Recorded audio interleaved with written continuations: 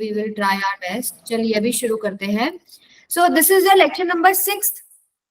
इससे पहले वाला जो लेक्चर है वो LCR वाला है, ठीक है, वो आप लोग कर चुके हो, आप तो टेस्ट भी दे लिया है. सो अभी करते हैं हम लोग LC ऑसिलेशन. सो सबसे पहले हम स्टार्ट करेंगे एक नॉर्मल सर्किट से जिसमें आपके पास सिर्फ कैपेसिटर है, ठीक है. मैं बहुत शॉर्ट तरीके से आपको समझाऊंगी, ज्यादा घुमाएंगे फिराएंगे नहीं बातों को, ठीक है. अभी जिसकी भी प्रॉब्लम है वो मुझे टॉपिक के बाद पूछना बेटा. Let me complete it first. शहबत ओके मैम. ठीक है. सो अभी देखो, मैंने कैपेसिटर को वायर से कनेक्ट कर दिया. मान लीजिए यहाँ एक स्विच था जिसको मैंने क्लोज कर दिया. अब आपको पता है कैपेसिटर की प्लेट्स में पोटेंशियल डिफरेंस होता है. This is at higher potential, this is at lower potential. तो हायर पोटेंशियल से लोअर पोटेंशियल में क्या करेगा? करंट फ्लो करेगा. करेगा कि नहीं करेगा? Yes yes ma'am. So current flow करेगा. करंट फ्लो करने का मतलब क्या है? चार्ज फ्लो करेगा, ठीक है. यहाँ पर जो चार्ज है, कुछ पॉजिटिव चार्ज यहाँ से आएगा और इसमें जाकर मर्ज हो जाएगा.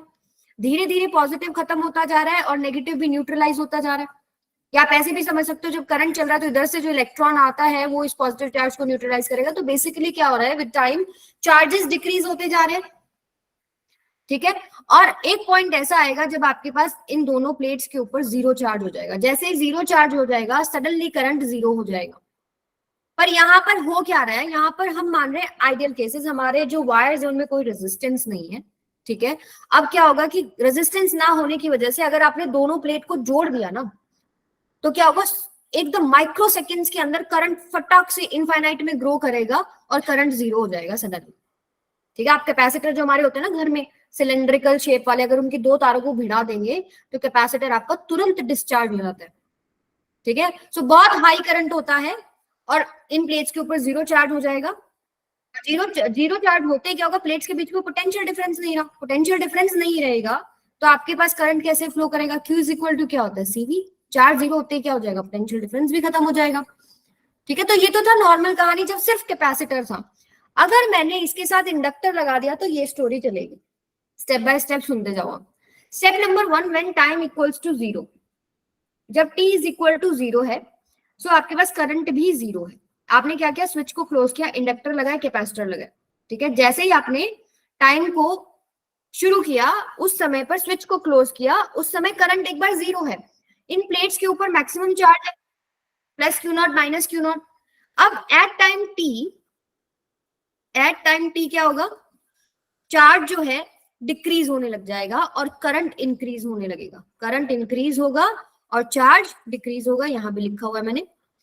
अगर इंडक्टर ना होता तो करंट तुरंत जो है हाई वैल्यू ले लेता, लेकिन अब इंडक्टर होने की वजह से वो करंट जो है धीरे धीरे ग्रो करेगा, धीरे धीरे बढ़ेगा. क्योंकि आपको पता है इंडक्टर की प्रॉपर्टी है, उसमें जो करंट जा रहा है अगर चेंज हो रहा है, वो अगर ग्रोइंग करंट है इंडक्टर उसको अपोज करता है, डाइंग करंट है उसको सपोर्ट करता है. सो यहाँ पर क्या है? ईएमएफ क्रिएट हो जाता है इसको अपोज करने के लिए. अब कैसे होगा? इधर पॉजिटिव इधर नेगेटिव, यानी ऐसी बैटरी लग जाएगी.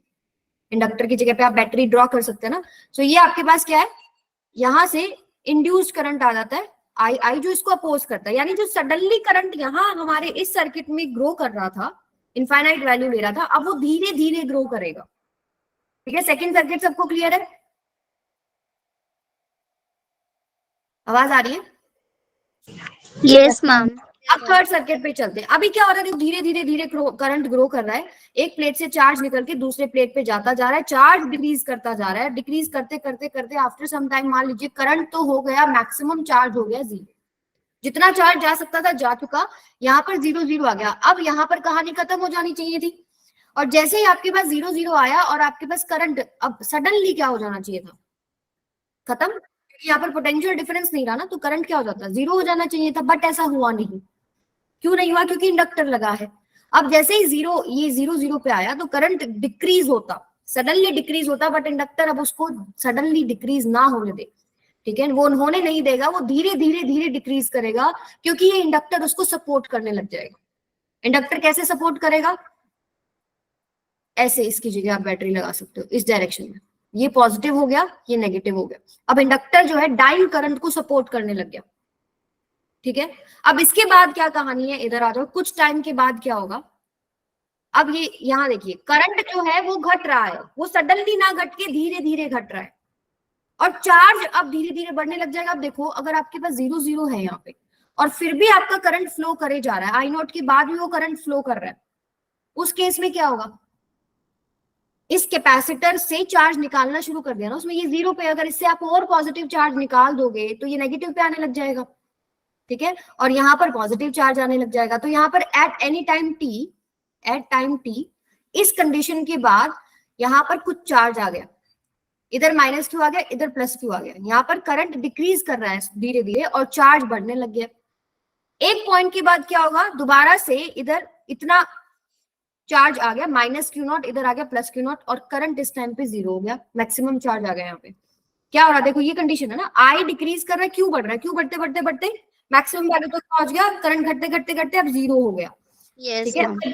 0 होने के बाद अब यहाँ पर कहानी रुक जानी चाहिए थी, करंट 0 हो गया, सर्किट का काम डन। बट अब कैपेसिटर फिर तैयार खड़ा हो गया कि मेरे पास तो एनर्जी है भाई, ठीक है, मेरे पास पोटेंशियल डिफरेंस है, मैं तो डिस्चार्ज होऊंगा, ठीक है। यहां से क्या होगा, दोबारा से वो करंट को क्या करने लग जाएगा, डिस्चार्ज करने लग जाएगा। अब करंट किधर से डिस्चार्ज होगा, इस तरफ से, ये पॉजिटिव बन गया ना, this is positive plate, this is negative plate.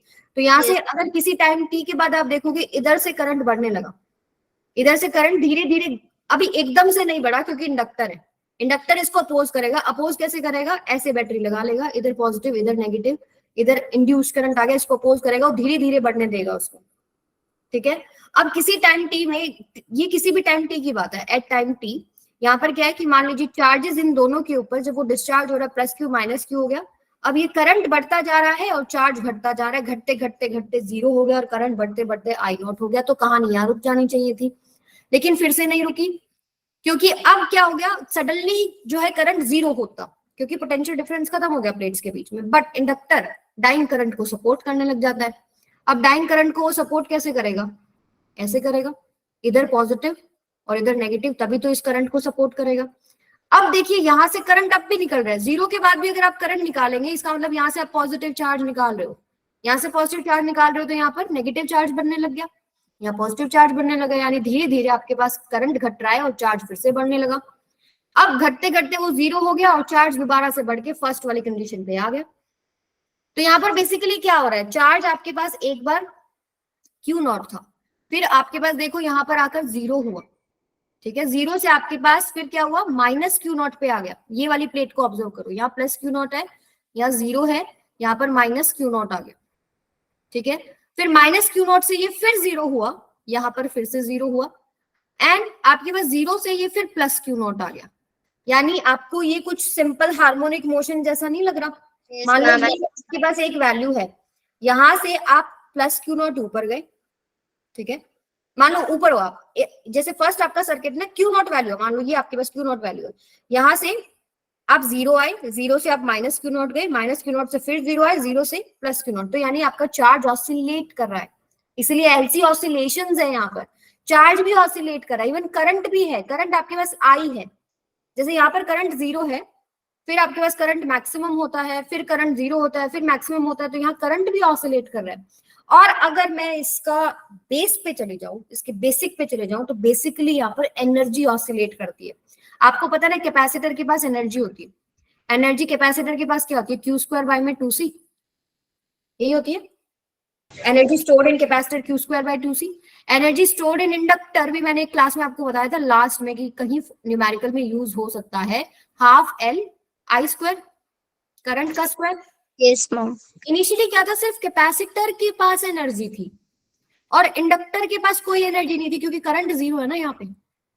फिर क्या हुआ, कुछ टाइम के बाद चार्ज फ्लो किया, करंट आ गया, अब इंडक्टर के पास भी एनर्जी आ गई और कैपेसिटर के पास भी एनर्जी आ गई। अब यहाँ पर क्या हुआ, यहाँ पर कैपेसिटर के पास एनर्जी 0 हो गई, क्योंकि यहाँ पर चार्ज 0 हो गया, और इंडक्टर के पास मैक्सिमम एनर्जी हो जाएगी, कितनी, ½ Li02।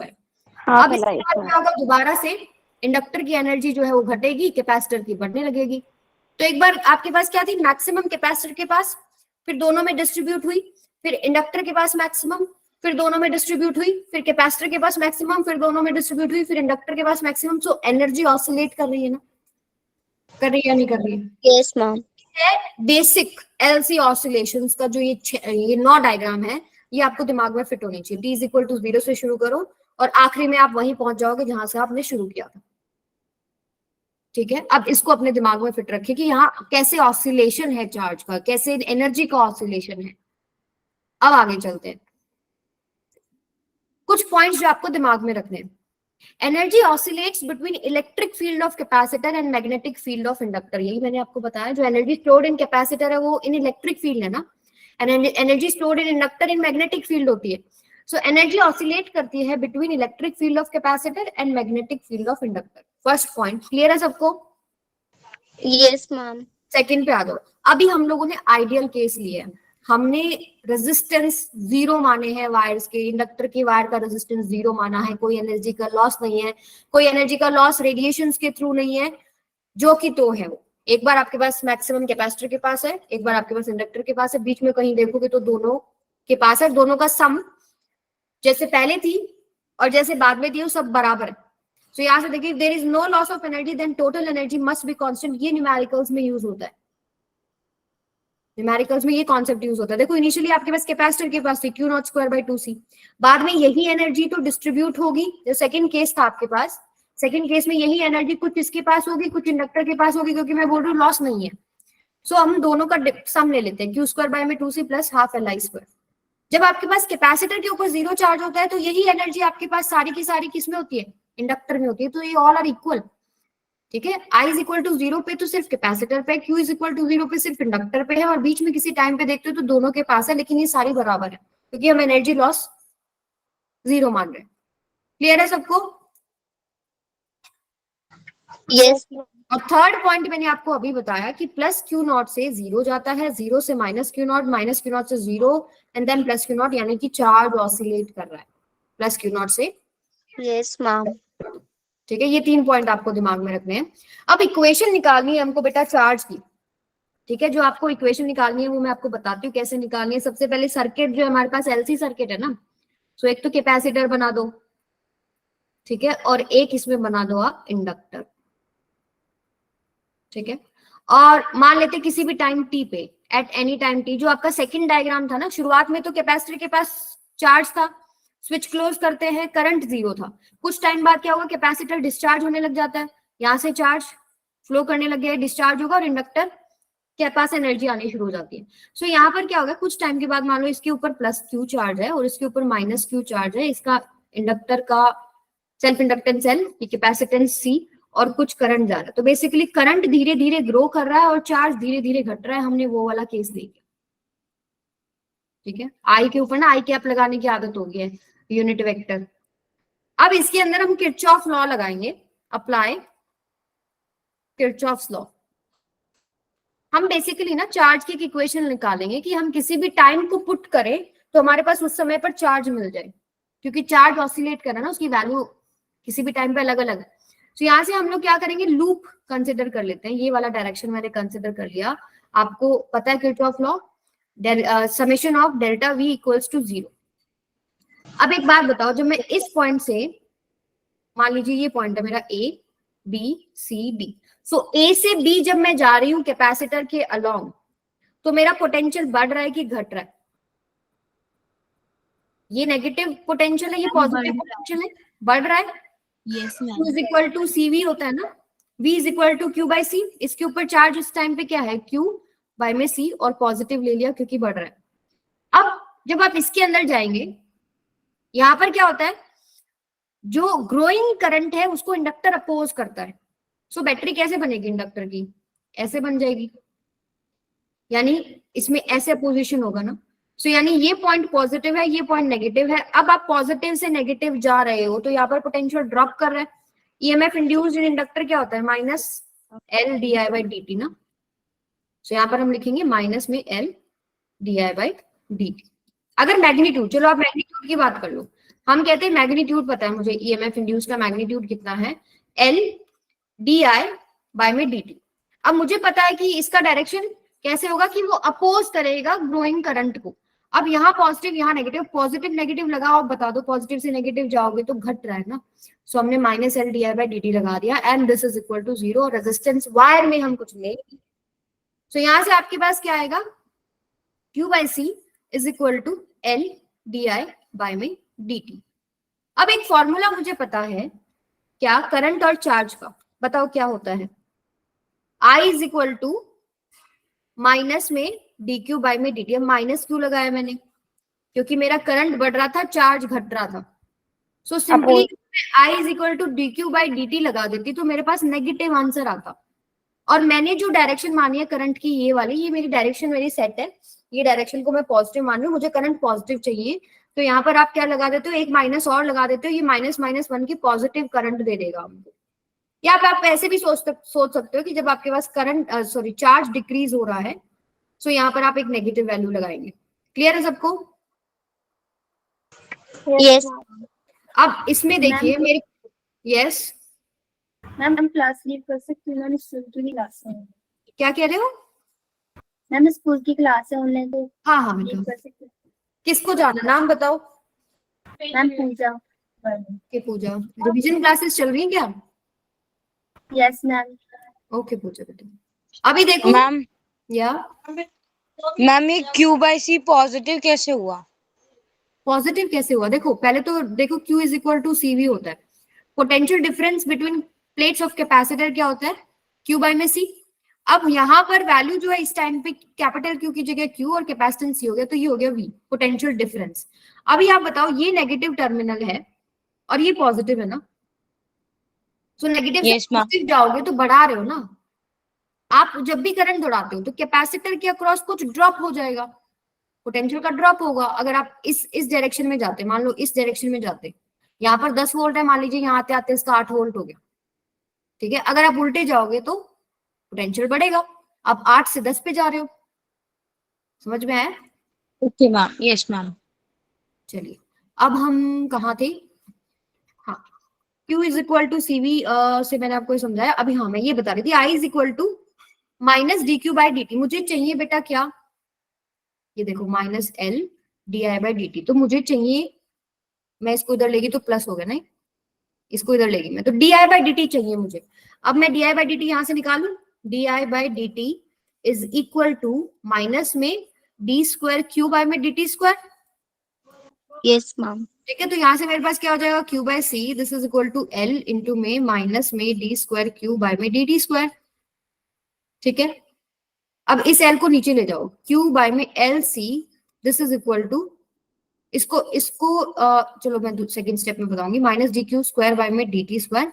अब इसको हम कैसे लिख सकते हैं, डी स्क्वायर क्यू बाई में डी टी स्क्वायर प्लस में Q by L C is equal to 0। Equation आ गई हमारे पास। अब इसको हम कंपेयर करेंगे। ऐसी ऐसी इक्वेशन आप लोगों ने सिंपल हार्मोनिक मोशन में पढ़ी थी, याद है किसी को? यस मैम याद है। क्या इक्वेशन थी बताओ, इक्वेशन याद है? बोलिए। D square X by D T square plus में omega square X equals to 0। अब एक्स की जगह मेरा क्या है, क्यू। आप लोगों ने जो पढ़ी थी वो मैं यहाँ लिख देती हूँ, उसके साइड में कंपेयर करो। आपने पढ़ी थी एसएचएम में डी स्क्वायर एक्स बाई में डी टी स्क्वायर प्लस में omega square X equals to 0। Ma'am simple harmonic motion equation अभी दिख रही है बेटा? यस मैम ठीक है। सो ये अब इससे आप कंपेयर कर सकते हो, एक्स की जगह मेरे पास क्या है, चार्ज, ठीक है।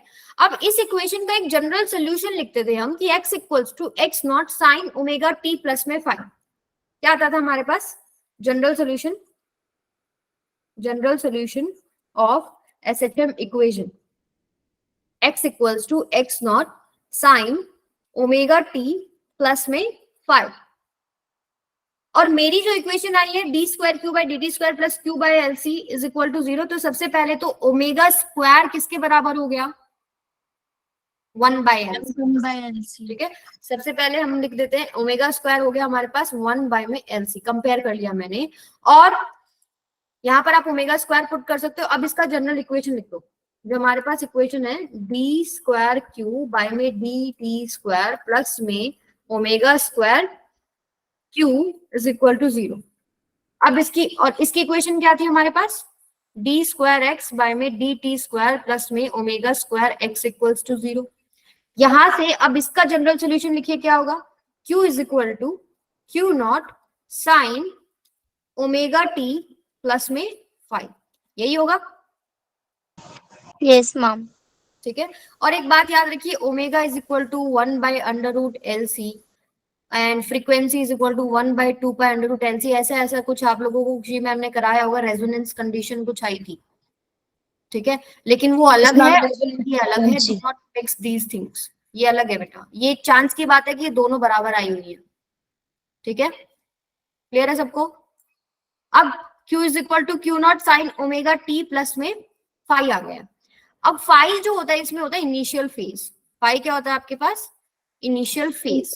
Please. अभी मैं ना, मेरी ये वाली जो इक्वेशन है ये हर जगह वैलिड है। मैं जो भी टाइम की वैल्यू पुट करूंगी उसके हिसाब से मेरे पास एक Q के अंदर साइनोसॉइडल इक्वेशन बनेगी, साइन में आएगी, कोस में आएगी। अब मैं जो कंडीशन लेना चाहती हूँ, जो कंडीशन हम पढ़ेंगे, जो आपके एनसीईआरटी में भी गिवन है, वो at T is equal to 0 है। And at T is equal to 0 जरा दिमाग में वो फर्स्ट डायग्राम लेके आओ, वहां पर चार्ज कितना था प्लेट्स पे?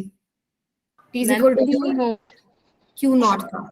सो इसमें पुट करो जरा, Q not equals to Q not sine Sin omega t plus. Q not से क्यू नॉट कैंसिल 1। अच्छा ये भी तो 0 हो जाएगा ना, टाइम को भी तो 0 पुट करोगे, तो 1 इक्वल्स टू साइन 5। तो 5 की वैल्यू कितनी आ जाएगी? 5/2। Yes, ma'am. तो यहाँ पर हम लोग अगर पुट करते हैं Q is equal to Q not sine omega T plus में π/2। साइन 90 प्लस में थीटा क्या होता है आपके पास? Sin theta. Ma'am cos theta. So ये आपके पास एक जनरल इक्वेशन आ गई, बट ये हमारे पास स्पेसिफिक कंडीशन में है। कौन सी कंडीशन है हमारे पास? T इज इक्वल टू 0 पर Q is equal to Q not है। ये वाली कंडीशन से हमने लगा दी, अदरवाइज हम ये वाली कंडीशन को इस्तेमाल करेंगे और जो टाइम आपको बोला हो वो पुट करेंगे।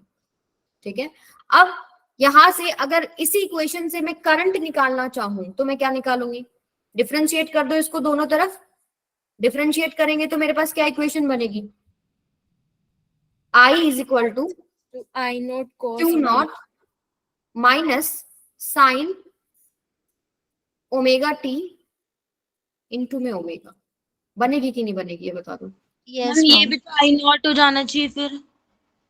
क्या? मैम क्यू नॉट भी तो आई नॉट हो जाएगा। क्यू नॉट भी तो आई नॉट हो जाएगा। क्यू नॉट भी तो आई नॉट हो, अच्छा एक मिनट रुको, मुझे कंप्लीट करने दो, हो जाएगा अभी आपका क्लियर। देखो Q is equal to Q not sine omega T plus π/2 आ गया। अब यहाँ पर 90 प्लस समथिंग करो तो आप कोस में आ गए। Yes, ma'am. अब यहाँ से अगर आप इसका डिफरेंशिएशन करते हो, कोस का डिफरेंशिएशन माइनस आता है ना, तो I is Yes. Equal to Q naught बेटा कांस्टेंट है, मैक्सिमम वैल्यू है, इसलिए आप उसको नहीं छेड़ेंगे। आप कोस ओमेगा टी का डिफरेंशिएशन करेंगे, वो आएगा आपके पास minus omega sine omega T, cos theta का माइनस साइन थीटा, और फिर थीटा का डिफरेंशिएशन हम लोग यहाँ लेते हैं। क्लियर है सबको ये चीज? Yes, ma'am. ठीक है, अब एक चीज याद रखेंगे, अब इसमें थोड़ा एक आपको दिख रहा है साइन आ गया मेरे पास, माइनस में Q not Minus. Omega sine omega T, मेरे पास माइनस आया। मेरे को माइनस क्यू नॉट ओमेगा में नहीं चाहिए, मुझे चाहिए I is equal to I naught sine omega T. ऐसी ऐसी इक्वेशन पढ़ते हैं ना, जैसे Q is equal to Q naught cos omega T, I is equal to I naught sine omega T. तो मैं उसमें इसको कन्वर्ट कर सकती हूँ।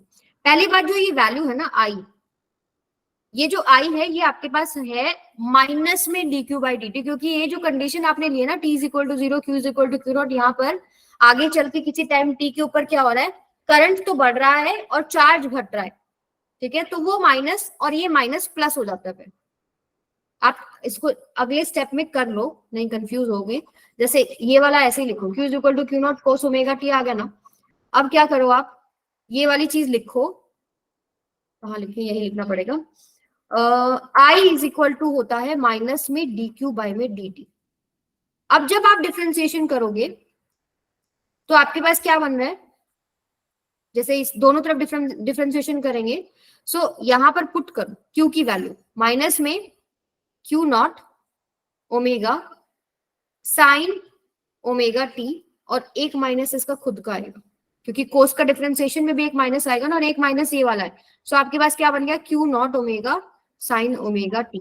अब इसको मैं लिख दूंगी जनरल फॉर्म में क्या, कि भाई आई नॉट होता है क्यू नॉट ओमेगा, ये ले लिया मैंने। सो मेरी इक्वेशन क्या बन जाएगी, I is equal to I naught sine omega t. Clear है सबको? Yes, ma'am. ठीक है। और ये I naught equals to Q naught omega आप वैसे भी निकाल सकते हो, जैसे आपको एक फॉर्मूला पता है क्यू नॉट स्क्वायर बाय में 2c, that should be equal to, जब आपके पास इंडक्टर के पास सारी एनर्जी चली जाती है वहां पर करंट मैक्सिमम हो जाता है half L I naught square. Half L I square होता है ना, half L I naught square and Q naught square by 2c बराबर है। सो उसको सॉल्व करोगे तो भी आपके पास I naught equals to Q naught omega आएगा।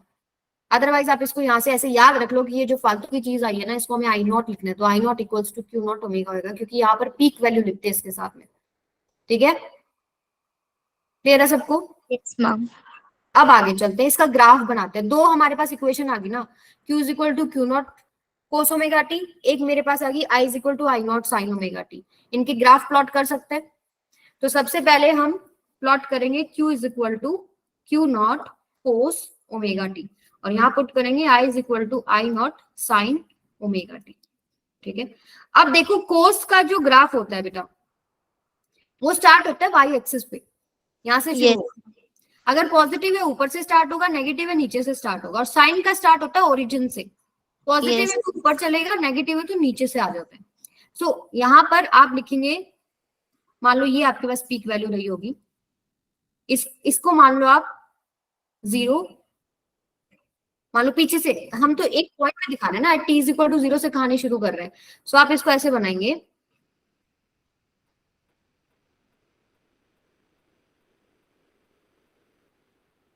एक सेकेंड,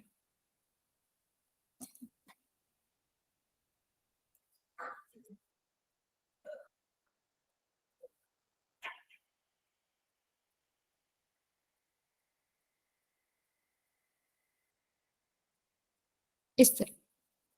ठीक है, अब ये जो टाइम है, जैसे आप टाइम इसमें पुट कर सकते हो, इसको ले लो आप, पहले तो इसको चार्ज लो, ये चार्ज है इधर, और इधर आपके पास क्या है, टाइम है। सो दूसरे कलर से मैं इसके टाइम्स भी मेंशन कर देती हूँ। जैसे ये वाला टाइम आपका t/4, ये वाला t/4, ये कितना हो जाएगा, t/4 प्लस t/4, T/2. ये कितना हो जाएगा, 3t/4। Yes. ये आपके पास कितना हो जाएगा, t, T. t प्लस में t/2, सॉरी t प्लस में t/4, 5t/4 Yes, ma'am. And so on. मतलब आप ऐसे टाइम दिखा सकते हो। ठीक है, अब इसका अगर मैं ये 0 ले लो, ये आपने पूरा जो एक साइकिल होता है उसके टाइम को 4 हिस्सों में बांट दिया। ये आपका 0 से t/4, फिर t/2, t/2 से 3t/4, 3t/4 से फिर आपके पास क्या आ गया, t। इस तरीके से डिस्ट्रीब्यूट कर रखा है वो, फिर ग्राफ के हिसाब से अपने आप सेट हो गया कि ये इधर आ रहा है, ये इधर आ रहा है, ये इधर आ रहा है। अब देखो इसी के एग्जैक्ट नीचे अगर मैं बनाऊं, उसी सर्किट में देख लेना, उसी सर्किट में चार्ज का बना दिया, उसी सर्किट में अब आप करंट का बनाओ, करंट आपके पास I is equal to I naught sine omega T. ये ओरिजिन से शुरू होगा ना, तो ओरिजिन से शुरू होगा, कैसे चलेगा, ये चलेगा बेटा ऐसे,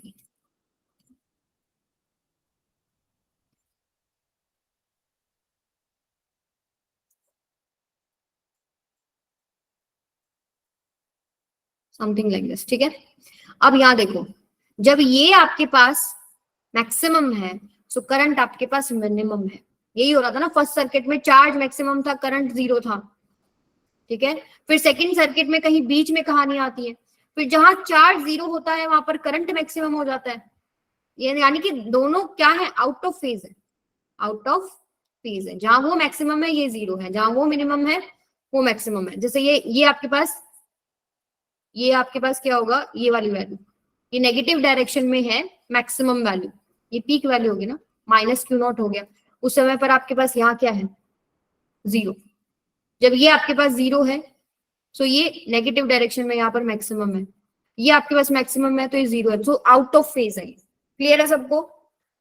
Yes, ma'am. ठीक है, अब हम अच्छा इसको लिख लो, ये I है और ये टाइम t है।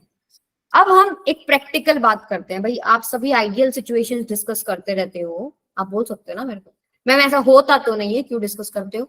क्योंकि कॉन्सेप्ट को समझने के लिए पहले आइडियल केस जरूरी है समझना। बट रियल लाइफ में क्या हो रहा होगा, अगर आप यहाँ पर बनाएंगे ना, मान लो मैंने चार्ज और टाइम के बीच में ग्राफ प्लॉट किया, सो आपका जो ग्राफ बनेगा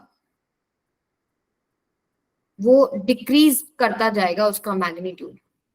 मान लो करंट के बारे में बना, करंट बना लो, ठीक है। सो आपके पास क्या होगा, डिक्रीज करेगा मैग्नीट्यूड, क्योंकि एनर्जी का लॉस होगा। सो जितना मैग्नीट्यूड मैं यहाँ पर बराबर बराबर दिखा रही हूँ ना, ये इतना पीक वैल्यू, मैग्नीट्यूड बोल रही हूँ मैं, पीक वैल्यू जो है वो आपके पास घटती चली जाएगी। सो आपके पास ऐसे आएगा ये आपके पास प्रैक्टिकल सिचुएशन है, घटता चला जाएगा। एसएचएम जरूर हो रहा है, बट उसका एनर्जी का लॉस होने की वजह से ग्राफ ये बनेगा। This is practical situation. Yes, ma'am. अब एक इंपॉर्टेंट क्वेश्चन डिस्कस करते हैं जो कि मे बी आपके बोर्ड में आ जाए। Prove that in case of free oscillation of LC the total energy remains constant. आप सर्किट बनाएंगे तो सर्किट में आपके पास क्या होता है, एक तो होता है कैपेसिटर, एक होता है आपके पास इंडक्टर, ठीक है। सो किसी भी टाइम टी की अगर हम बात करते हैं, सो हमारे पास दो एनर्जी होती है। मान लीजिए टाइम टी के ऊपर बात कर रहे हो, इसके ऊपर प्लस क्यू, इसके ऊपर माइनस क्यू, और यहाँ पर आपके पास ये इंडक्टर का सेल्फ इंडक्टेंस, ये कैपेसिटेंस हो गया, और करंट ऐसे फ्लो कर रहा है। सो एनर्जी कैपेसिटर के पास कितनी है, energy in capacitor, Ma'am, may I leave now? Yes बेटा you can go, Q square by में 2c। And energy in inductor कितना बेटा, energy in inductor half L I square. आप लोगों ने कंडीशन जो ली है, ये हम जो सर्किट ले रहे हैं वो ले रहे हैं t इज इक्वल टू 0 वाले, फिर किसी t टाइम पे हम लोगों ने लिखा है, और चार्ज और करंट का हमने एक रिलेशनशिप निकाला है। q इज इक्वल टू होता है q naught cos omega t, and i is equal to क्या होता है, i naught Sin omega. Omega t। और टोटल एनर्जी क्या होगी आपके पास, टोटल एनर्जी आपके पास क्या होगी, इन दोनों का सम होगी इस पर्टिकुलर टाइम पे, यानी q स्क्वायर। क्या कह रहा बेटा, बोलो, कोई बोल रहा था? मैम वो आंसर दे रही थी। Yes, ma'am. अच्छा अच्छा, अब यहाँ पर वैल्यू पुट करो जरा, क्यू की वैल्यू ये पुट करो, ये क्या आएगी, Q naught square cos square omega T by में 2c, प्लस में हाफ एल, आई की वैल्यू क्या है आपके पास, I naught square sine square omega t. अब मुझे Yes. इसको थोड़ा सा चेंज करना है, सिंप्लीफाइड फॉर्म में लेके जाना है, तो मैं कैसे करूंगी बताओ। पहली बात तो एक रिलेशनशिप मुझे ये पता है कि ओमेगा इक्वल्स टू क्या होता है, 1 बाय में अंडर रूट एल सी होता है। पहला एक चीज ये पता है, और हम यूज कर सकते हैं आई नॉट, क्या है आपके पास, अभी निकाला था, I naught is equal to omega naught L, ये देखो sorry, I naught equals to Q naught omega. I naught क्या था आपके पास, क्यू नॉट ओमेगा, एक मुझे ये डेटा पता है, ठीक है। तो सबसे पहले आई नॉट को चेंज कर देते हैं। आई नॉट को आप जैसे ही चेंज करोगे, Q naught square cos square omega T by में 2c, प्लस में हाफ एल, आई नॉट को आप चेंज करेंगे तो Q naught square omega square sine square omega T. अभी बात नहीं बन रही, हमें चाहिए एनर्जी कांस्टेंट, सारी टर्म कांस्टेंट आनी चाहिए। ये तो टाइम के ऊपर डिपेंड कर रही है, ये भी टाइम के ऊपर डिपेंड कर रही है। अब ओमेगा को भी पुट कर लेते हैं, ओमेगा को वैल्यू पुट करेंगे 1 by under root LC, square है तो 1 बाय एलसी हो जाएगा। सो नेक्स्ट स्टेप में आपके पास क्या आएगा, किसी ने नोट डाउन किया तो बताओ, Q naught square cos square omega T by में 2c, प्लस में half L Q naught square Not omega square की जगह हमने पुट कर दिया तो Omega 1 square. सी साइन स्क्वायर ओमेगा टी, ठीक है। अब एल से एल कैंसिल हो गया। अब देखो यहाँ Q naught square by 2c है, यहाँ भी Q naught square by 2c है, कॉमन ले ले, क्यू नॉट स्क्वायर बाय में 2c आ गया, इनटू में कोस स्क्वायर ओमेगा टी प्लस में साइन स्क्वायर ओमेगा टी, और ये तो वैल्यू 1 हो गई, यानी फाइनली मेरे पास बच गया क्यू नॉट स्क्वायर बाय में 2c। अब मुझे बताओ क्यू नॉट कांस्टेंट है, मैक्सिमम वैल्यू कांस्टेंट है, c कांस्टेंट है, एंड 2 कांस्टेंट है। और वैसे भी आप देख सकते हो कि आपने कहानी शुरू करी थी किसी पर्टिकुलर टाइम के ऊपर, उसमें वैल्यूज पुट करी, तो आप उस टाइम पे आगे जब सिर्फ कैपेसिटर के पास सारी एनर्जी थी, बाद में जो एनर्जी आई दोनों के पास जो डिस्ट्रीब्यूटेड है वो इनिशियली जो कैपेसिटर के पास थी उसके बराबर हो गई, यानी टोटल एनर्जी तो वही है ना, और बाद में यही एनर्जी सारी इंडक्टर के पास चली जाती है। और इससे भी समझ सकते हो कि ऑल टर्म्स आर कांस्टेंट, सो आपके पास टोटल एनर्जी क्या हो गई? Constant. कांस्टेंट। तो ये एक छोटा सा डेरिवेशन है, ये प्रूफ है इस चीज का कि टोटल एनर्जी कांस्टेंट रहती है। बाकी हमने सर्किट में समझ लिया कि इनिशियली कैपेसिटर के पास मैक्सिमम थी, फिर दोनों में डिस्ट्रीब्यूट हुई, फिर इंडक्टर के पास मैक्सिमम आ गई, ठीक है। और एनर्जी का लॉस नहीं माना, यहाँ पर भी हमने एनर्जी का लॉस नहीं माना। क्लियर है सबको? Yes, ma'am. ठीक है, तो ये कहानी मैम थी एक बार लास्ट स्लाइड पे कर दो। हाँ बेटा ये लीजिए, ये सारी स्टोरी थी एलसी ऑसिलेशन की। इससे बाहर मुझे लगता नहीं आप लोगों को कोई क्वेश्चन आने वाला है, ठीक है। और अभी अगर मान लीजिए कोई रिवीजन क्लास वगैरह होती है तो तब हम थोड़ा ट्रांसफॉर्मर डिस्कस कर लेंगे, तो अपना एसी कंप्लीट हो जाएगा, Okay, ma'am. ठीक है।